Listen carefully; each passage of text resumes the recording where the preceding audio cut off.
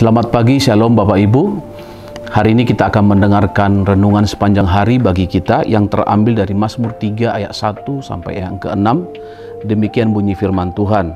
Mazmur Daud ketika ia lari dari Absalom anaknya. Ya Tuhan, betapa banyaknya lawanku, banyak orang yang bangkit menyerang aku, banyak orang yang berkata tentang aku, baginya tidak ada pertolongan pada Allah, Selah. Tetapi Engkau Tuhan adalah perisai yang melindungi aku, Engkaulah kemuliaanku dan yang mengangkat kepalaku. Dengan nyaring aku berseru kepada Tuhan, dan Ia menjawab aku dari gunungnya yang kudus, Selah. Aku membaringkan diri lalu tidur, aku bangun sebab Tuhan menopangku. Aku tidak takut kepada puluhan ribu orang yang siap mengepung aku. Bapak Ibu Saudara, Daud mengalami situasi yang sulit, namun dia bisa tidur dengan nyenyak.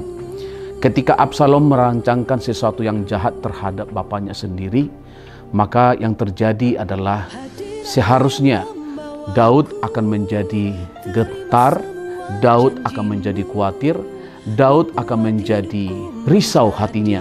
Tetapi apa yang dibuat oleh Daud supaya dia memiliki kelapangan hati, supaya dia memiliki ketenangan batin. Maka yang pertama yang dilakukan oleh Daud adalah di ayat yang pertama, Mazmur Daud ketika ia lari dari Absalom anaknya. Daud melarikan diri bukan karena takut kepada anaknya.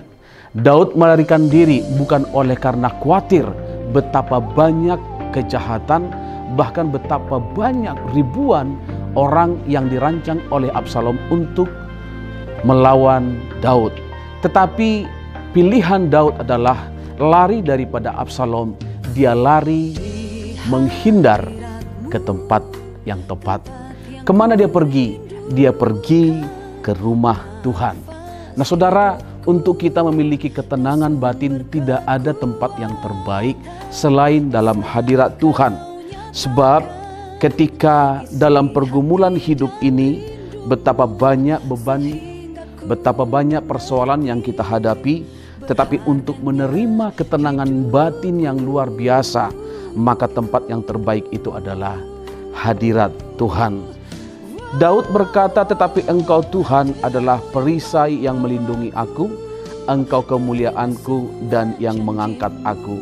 Dengan nyaring aku berseru kepada Tuhan, dan Ia menjawab aku dari gunungnya yang kudus. Jadi Bapak Ibu Saudara, ternyata ketika Daud memiliki persoalan dan persoalannya cukup besar, bahaya yang sedang dia hadapi, tetapi dia lari menghindar dari persoalan tersebut. Dia lari bukan karena masa bodoh, tapi karena dia tahu dia lari untuk mengalami pertolongan Tuhan di dalam hadirat Tuhan.